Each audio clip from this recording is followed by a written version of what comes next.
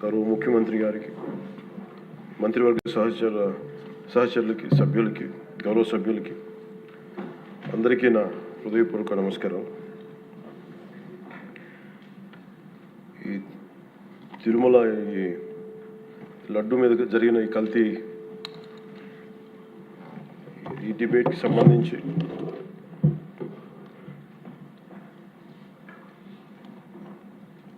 $68 లక్షల కిలోల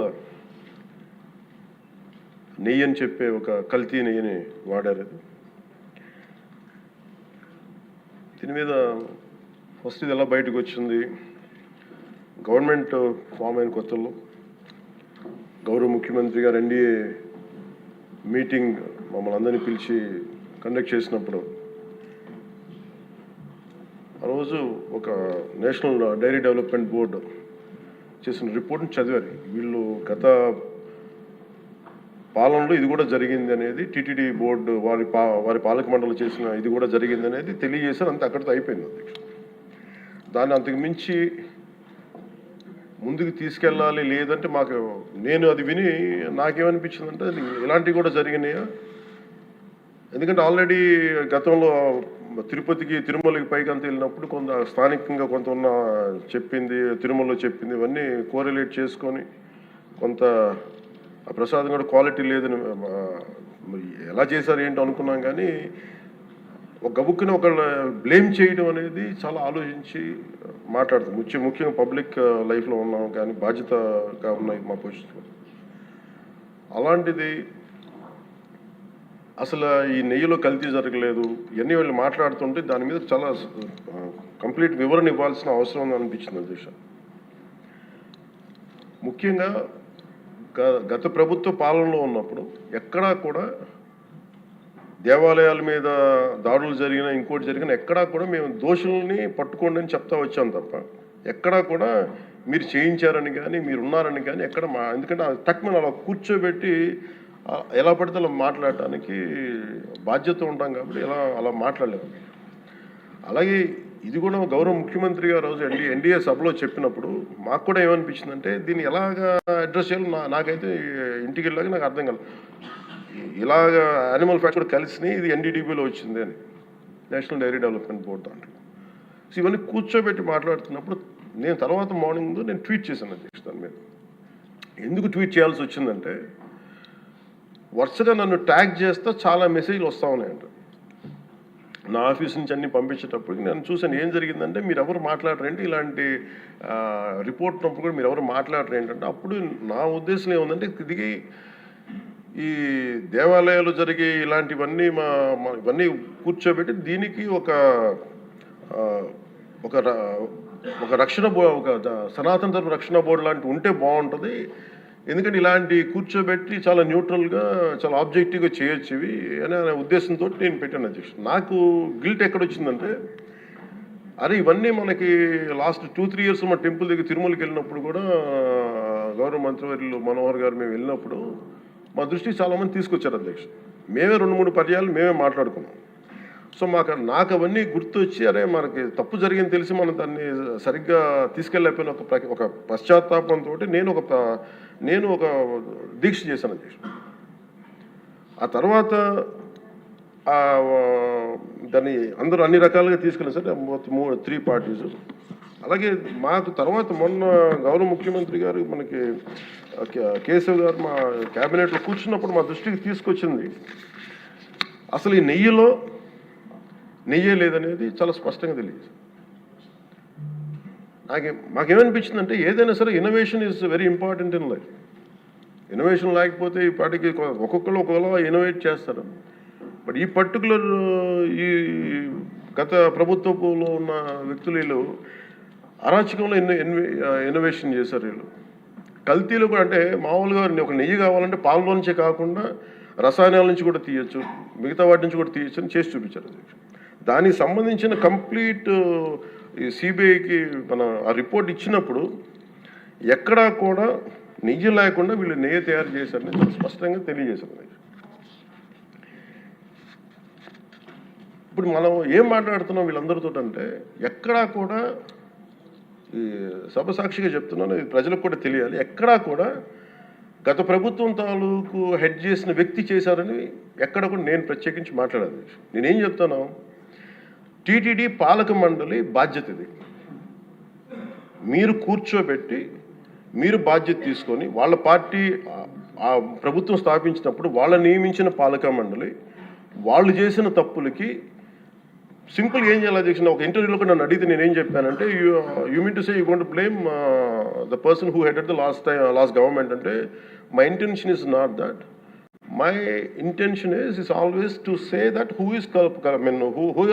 did this, who are the perpetrators. A perpetrators is more or less they are the TTD board. Let them be accountable for that. ఎక్కడా కూడా నేను ఈ వ్యక్తి గురించి మేము మాట్లాడలేదు, ఎందుకంటే డైరెక్ట్గా ఇన్వాల్వ్మెంట్ ఉందని మనం చెప్పట్లేదు అది, ఎందుకంటే వాళ్ళు నియమించిన బోర్డు ఇది. కానీ వాళ్ళు ఏం చేస్తున్నారు అక్కడ కూర్చోబెట్టి, ఎక్కడా కూడా సింపుల్గా ఏం చేయాలి దీక్ష, నిజంగా నేనేం చెప్పాను ఆ ఇంటర్వ్యూలో కూడా, ఆయనే తప్పు, నాకు సంబంధం లేదు, మేము పలానా టీటీడీ బోర్డు చేసింది ఇది, ఆ టీటీడీ బోర్డు మీద మీరు నిష్పక్షపాతంగా ఒక కమిటీ వేయండి, ఆ దోషులు శిక్ష పడేలా చేయండి, వాట్ ఎవర్ దాని అవుట్కమ్ ఏముంటుందో దాన్ని బయట పెట్టండి, ఇంత సింపుల్గా తేల్చేయచ్చు. వాళ్ళు వెనకెందుకు వేసుకొస్తున్నారు నాకు ఈ రోజుకి నాకు అర్థం కాదు. ఈ రోజుకి వెనకేసుకు రావాల్సిన అవసరం లేదు. వెరీ క్లియర్ కట్ రిపోర్ట్ ఇచ్చింది. ఇందులో కంప్లీట్గా అసలు నెయ్యి లేకుండా వీళ్ళు నెయ్యి తయారు చేశారు కనుక, రసాయనాలతోటి పామాయిల్ తోటి వీటన్నిటితో బేస్ చేసుకొని నెయ్యి లేకుండా నెయ్యి తయారు చేశారు. It's very clear cut, it's evident. ఇప్పుడు ఎందుకు ఇంత డిస్కషన్ అవుతుంది అధ్యక్ష, మనందరం కూర్చోబెట్టి ఇంత సభా సమయాన్ని ప్రజలకు ఇవ్వాల్సింది కేవలం తిరుపతి లడ్డు గురించి ఎందుకు మాట్లాడాల్సి వస్తుందంటే, వాళ్ళు నిజంగా కనుక ఉప్పేసుకుని ఉంటే కల్తీ జరిగింది, దానికి తగ్గ లా ఏం కోర్స్ యాక్షన్ ఏం తీసుకోవాలో తీసేసుకుని అయిపోతుంటే, దానికి ఎవరైతే పర్పెట్రేటర్స్ ఉన్నారో వాళ్ళకి ఆ శిక్షగా వెళ్ళిపోతారు. అలా కాకుండా అసలు ఆ నెయ్యిలో కల్తీ లేదు, యానిమల్ ఫ్యాట్ లేదు, రిపోర్ట్ ఇచ్చిన తర్వాత ఇవన్నీ. అందుకని ఈ సభ ఈరోజు ఇంతమంది మాట్లాడాల్సి వస్తుంది అధ్యక్ష. మాకు ఏమనిపించిందంటే అధ్యక్ష, దీన్ని క్యాబినెట్ మీటింగ్లో మా దృష్టికి తీసుకొచ్చింది మీకు తెలియజేస్తున్నాను మీ ద్వారా ప్రజలకి. సిబిఐ నేతృత్వంలోని ఈ స్పెషల్ ఇన్వెస్టిగేషన్ టీం ఆ నెయ్యి తయారీకి 1 లీటర్ పాలు కూడా వినియోగించలేదని చెప్పి చాలా ఖచ్చితంగా తేల్చింది. ఆ పామాయిల్లో రసాయనాలు కలిపి తయారు చేసినట్టు చెప్పింది. ఆ ఇతర రసాయనాలు ఏ మూలకాల నుంచి తయారయ్యాయో నిర్ధారణ చేసే సాంకేతికత, దానికై సంబంధించిన టెక్నాలజీ ఆ పర్టికులర్ మా వద్ద లేదనేది ఆ సిట్ తేల్చేసింది. ఈ కేసులో 36 మందిని నిందితులుగా తేల్చింది.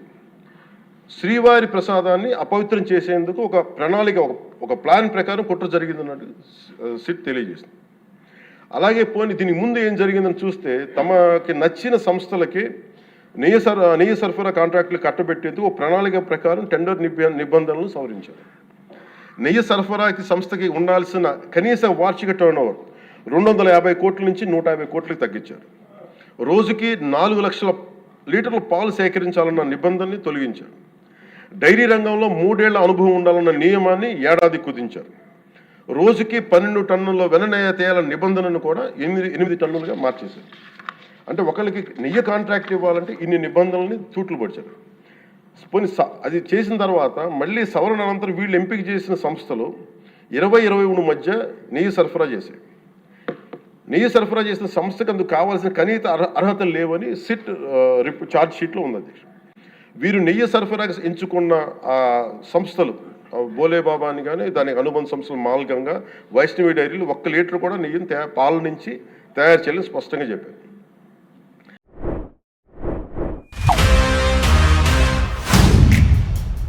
देख रहा है बिनो, मुझे ये चाहिए सिद्धा बाजी। ले लो। ठीक है, ले लेते हैं। किसी और में कोई आपत्ति? बहुत बढ़िया।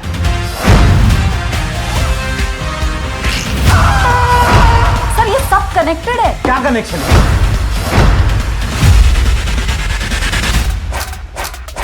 निशाना लगाया तो शिकार पक्का।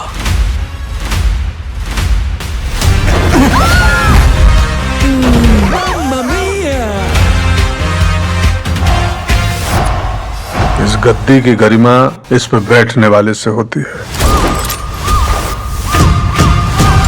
हाय, दिस इज राणा दग्गुबाटी।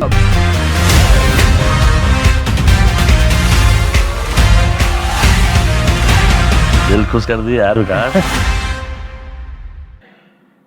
ఇది 19-24 మధ్య 11 కోట్ల మంది భక్తులను శ్రీవారిని దర్శించుకుంటే ఆ కాలంలో మొత్తం 48 కోట్ల లడ్డు ప్రసాదాలు విక్రయం జరిగింది. దాంట్లో సుమారు 20 కోట్ల లడ్డూలు నకిలీ నెయ్యితో తయారయ్యాయని చెప్పి టీటీడీ రికార్డ్స్ తెలియజేస్తాం.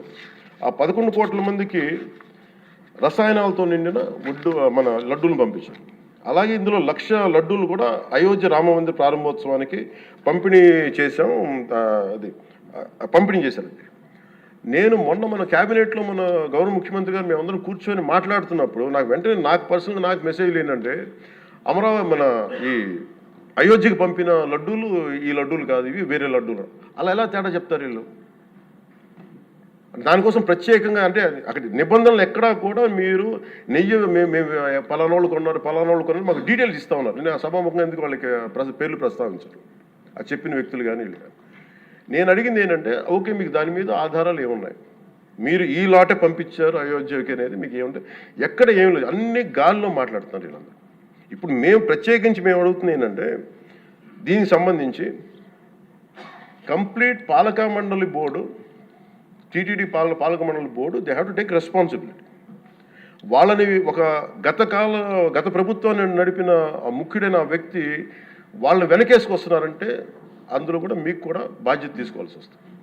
అందుకని సభాముఖంగా మేము అందరికీ ఏం చెప్తున్నామంటే let the law take its own course. ఎవరైతే దోషులు ఉన్నారో వాళ్ళకి శిక్ష పడాల్సిందే. మా ఉద్దేశం ఒకటే అధ్యక్ష, ప్రాబ్లం ఎక్కడ ఉంది అంటే ఇందులో మనందరం కూడా ఇందాక మన గౌరవ సభ్యులు మాట్లాడతా, నెల్లూరుకు సంబంధించి సోమిరెడ్డి గారు మాట్లాడతా దర్గా కానీ మన కసుమూరు దర్గా గురించి వీటన్నిటి మాట్లాడుతూ ఉంటే బేసిక్గా నేను కూడా నెల్లూరులో పెరిగాను కాబట్టి నేను అర్థం చేసుకోగలను. అది ఎక్కడా కూడా వేరే మతాలను కించపరచడం అనేది తెలియదు అది ఈ దేశం. అందుకే ఈ దేశం ఇలా ఉండేది కాదు. అలాంటి దేశం సాంప్రదాయాలని వీళ్ళు కూర్చోబెట్టి కల్తీ జరిగిందంటే వెరీ సింపుల్గా ఏం చేయాలి, అడల్ట్రేషన్ జరిగింది, మేము కూర్చోబెట్టి దీన్ని కరెక్ట్ చేసుకుని మీరు కరెక్ట్ చేయండి, మేము మీకు మద్దతు ఇస్తాం, ఇంతే చెప్పాలి అధ్యక్ష. అంతేగాని దాన్ని వెనకేసుకు వస్తున్నారు అంటే ఒకటి క్లియర్ కట్ రిపోర్ట్ ఉంది, అందులో నెయ్యి లేదనేది, అందులో రసాయనాలు ఉన్నాయని క్లియర్ కట్ చెప్పింది. ఈ రసాయనాల్లో ఏమున్నాయి అనేది అది పెరుమాళకి ఎరుగదు, ఆయనే కూర్చొని చేయాలి. దాన్ని ఒక రిపోర్ట్ ఏమో మాకు ఎన్డీడీబీ రిపోర్ట్ ఏమో దాంట్లో ఖచ్చితంగా ఈ జంతువు సంబంధించిన అవశేషాలు ఉన్నాయి అనేది చాలా స్పష్టంగా చెప్పారు. అది ప్రాపర్ ఆథరైజ్డ్ బోర్డు. ఇప్పుడు వీళ్ళేమో కూర్చొని అది కూడా మాట్లాడలేదు. Very clear cut as on today special మన సిబిఐ ఇచ్చిన మన ఛార్జ్ షీట్ ప్రకారం ఆ నెయ్యి కాదు, ఇది పామాయిల్తో పాటు రసాయనాలు కలిపింది. దీన్ని కూర్చోబెట్టి వాళ్ళు ఇంత మాట్లాడుతున్నారంటే ఇది ఖచ్చితంగా ప్రజల మధ్యకి వెళ్ళాలి. దీని నుంచి లబ్ధి పొందేది ఏం లేదు ఇక్కడ. కానీ ఇది ఏంటంటే ఇది ధర్మానికి సంబంధించిన విషయం అధ్యక్ష. ఇదే ఇష్యూ కనుక, ఇదే సమస్య కనుక ఏ ఒక్క మతానికి జరుగుంటే, హిందూ ధర్మానికి కాకుండా, వెంకటేశ్వర స్వామి వారికి కాకుండా ఇంకెవరికి జరిగినా కానీ ఈ దేశం గగ్గులైపోయింది, ప్రపంచం అంతా గగ్గులు పెట్టేసేవాడు. సమస్య ఏముందంటే ఇది ప్రతి ఒక్క హిందూ కూడా ఆలోచించాల్సిందే. ఎందుకంటే ప్రతి హిందూకి బై నేచర్, మా ఇంట్లో కానీ ఎవరు ఇందాక మన సోమిరెడ్డి గారు చెప్పినట్టుగా మీరు దర్గాకి ఏదంతా చూస్తే మేము దర్గాలకి చిన్నప్పుడు మేము స్కూల్లో ఉన్నప్పుడు ఒక రొట్టెలు పండుగ ఉండేది దర్గా మెట్లు వెళ్ళి మేము కూర్చోబెట్టి అక్కడ ఇర్రెస్పెక్ట్ హిందూస్ ఇది ముస్లిం ఫెయిత్ అనుకోకుండా వెళ్ళి కూర్చోబెట్టి అందరూ గౌరవించి దాన్ని ఈ రోజుకి వెళ్తారు హిందువులందరూ. సో ఈ దేశ మూల సంస్కృతి మన ఇస్లాంని గౌరవించేది, క్రిస్టియానిటీని గౌరవించేది, సకల మతాలని గౌరవించేది. అలాంటిది హిందూ ధర్మానికి సంబంధించిన 7 కొండల వాడు కలియుగ వెంకటేశ్వరుడు దైవం అనడానికి చాలా క్లియర్ కట్గా ఉంది అది. ఎందుకంటే కలియుగంలో జరిగింది ఆయనే, దీనికి ఆధార పురుషుడు, ఆయన మూల పురుషుడు. అలాంటి ఆయనకి పెట్టే ప్రసాదానికి ఇంత అపవిత్రం చేసిన తర్వాత వీళ్ళు ఏమి కూర్చొని దాన్ని మా తప్పు లేకుండా లేదన్నట్టుగా మాట్లాడుతుంటే వీళ్ళకి నాకు ఏం మాట్లాడాలో తెలియదు. దీనికి ఒక్కటి బట్టి ప్రజలకు తెలియజేయాల్సింది ఏంటంటే అధ్యక్ష, ఇదే వేరే ఇస్లాంకి జరిగిన, క్రిస్టియానిటీకి జరిగిన, జీసస్ క్రైస్ట్కి జరిగిన, మహమ్మద్ ప్రవక్తకి జరిగిన, అల్లాకి జరిగిన ఇలా ఉండేది కదా అధ్యక్ష. వాళ్ళు ఆ రోజు మన కౌన్సిల్లో కూడా అలా పటాలు తీసుకొచ్చేవాళ్ళు వేరే ఏ దేవత అయితే.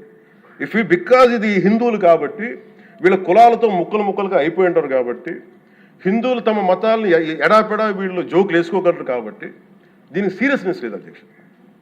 Before blaming anybody else, every Hindu has to take a responsibility for this, every Hindu. ఎందుకంటే మన ఇస్లాంని మనం ఎందుకంత కూర్చోబెట్టంత వాళ్ళు గౌరవించే విధానం చూస్తే నిజంగా మరే మనం హిందూ ధర్మాన్ని పాటిస్తే మనం గౌరవించుకోలేమో అనిపిస్తుంది మనకి. అది మిగతా మతాలను చూసి నేర్చుకోవాలి అధ్యక్ష. వీళ్ళకి ఏముంది, వీళ్ళు ఇంత మాట్లాడుతున్నారు తిరుపతి లడ్డు మీద. నిజంగా వీళ్ళు కనుక మాట్లాడితే అదే వేరే మతం గురించి ఎందుకు మాట్లాడరంటే ఓట్లు పోతాయి అధ్యక్ష. హిందువుల ఓట్లు చాలా ఈజీగా ముక్కలు కులాలను చేసి పెట్టేసి పోతాయి. ఆ వెంకటేశ్వరం కాబట్టి శివుడు ఉంటాడు, శివుడు కాబట్టి అమ్మవారు ఉంటాడు. ఇది ఈజీ వాళ్ళకి. ఈ నైజం జనాల్లో మారినంత కాలం ఇలాంటివి జరుగుతూనే ఉంటుంది అధ్యక్ష. వీళ్ళు ఇలాగే మాట్లాడుతూనే ఉంటారు. ఇది లోపల నుంచి మనందరం కదలాలి, ఇర్రెస్పెక్ట్ ఆఫ్ పార్టీస్. నేను వైసీపీలో ఇప్పుడు రాని వైసీపీ నాయకులు కూడా అడుగుతున్నాను, వాళ్ళ పద్ధతిదారులు కూడా చెప్తున్నాను ఈ సభాముఖం. మీరు ఎవరన్నా సరే రేపొద్దున్న నుంచి మీరు వెళ్ళి తిరుమలలో వెంకటేశ్వర స్వామిని దర్శించుకున్నప్పుడు, ఆ నిలువెత్తు స్వామివారిని చూసినప్పుడు మీకు గిల్ట్ కలగకపోతే మీరు చూడండి.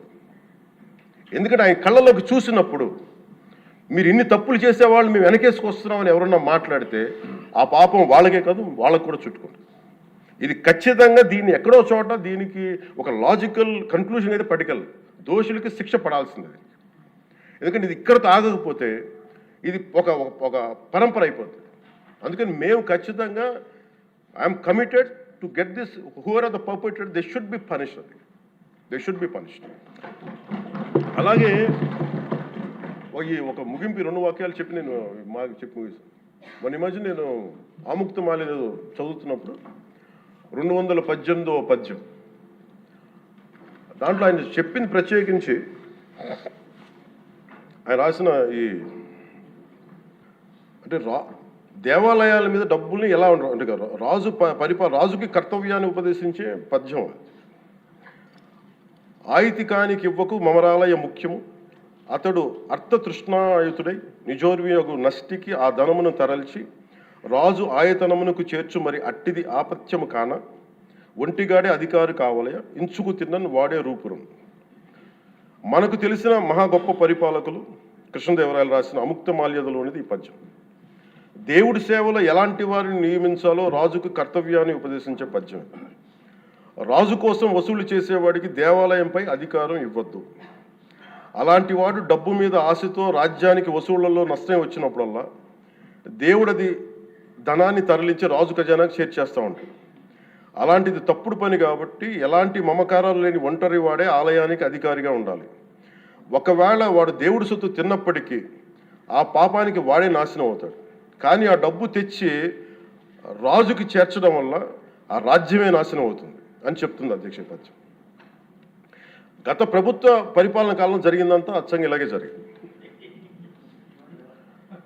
అంటే ఇది మనందరికీ కూడా చాలా లోతుగా ఆలోచించాలి. ఇది భగవంతుడికి సంబంధించిన, అది అంతమంది వెళ్ళి వాళ్ళ కర్మని అక్కడ వేస్తారు అధ్యక్ష డబ్బులుగా.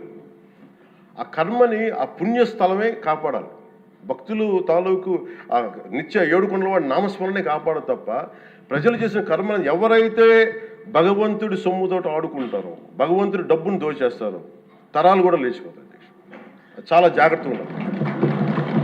ఇది ఎంత మనం ఇది చాలా పుణ్యకార్యాలకు ఇవ్వాల్సింది. అందుకని వీళ్ళందరికీ కూడా ఇప్పటికైనా దీని కల్తీ జరిగింది, వాళ్ళు ఒప్పుకుంటామని చెప్పి వాళ్ళు నిజానికి ఇంకా ఇబ్బంది లేకుండా ఇంక మళ్ళీ దీని గురించి మీరు ఢిల్లీకి వెళ్ళి కోర్టులు వేసే కొద్దీ మీ పాపం పెరుగుద్దే తప్ప మీ నాశనం కొంచెం ఫాస్ట్ అవుద్ది తప్ప ఇదైతే తగ్గదు. అందుకని దయచేసి అందరం ఈ ఒక్కటి అధ్యక్ష ఇంకొక మరో మాట చెప్పి మీరు ఎక్కడో చోట ఈ దేశం హిందూ దేవతల మీద, హిందూ ధర్మం మీద దాడి జరుగుతున్నప్పుడు irrespective of political parties, irrespective of what you are, where you are, which language you speak, ఏ భాష మీరు మాట్లాడతారు, మీరు ఏ కులస్తులో తెలియదు, కానీ హిందూ ధర్మాన్ని మటుకు దాడి జరుగుతున్నప్పుడల్లా ముక్త కంఠంతో ఏకాభిప్రాయంతో ఖండించకపోతే మటుకు ఇలాంటి పరంపర కొనసాగుతూనే ఉంటుందని తెలియజేసుకుంటూ సెలవు తీసుకుంటాం. Honor Signatus, the biggest gated community in the heart of the city. Spacious 3, 3.5 and 4 BHK apartments at Kukatpalli, High Tech City. For more details, search for Honor Signatus.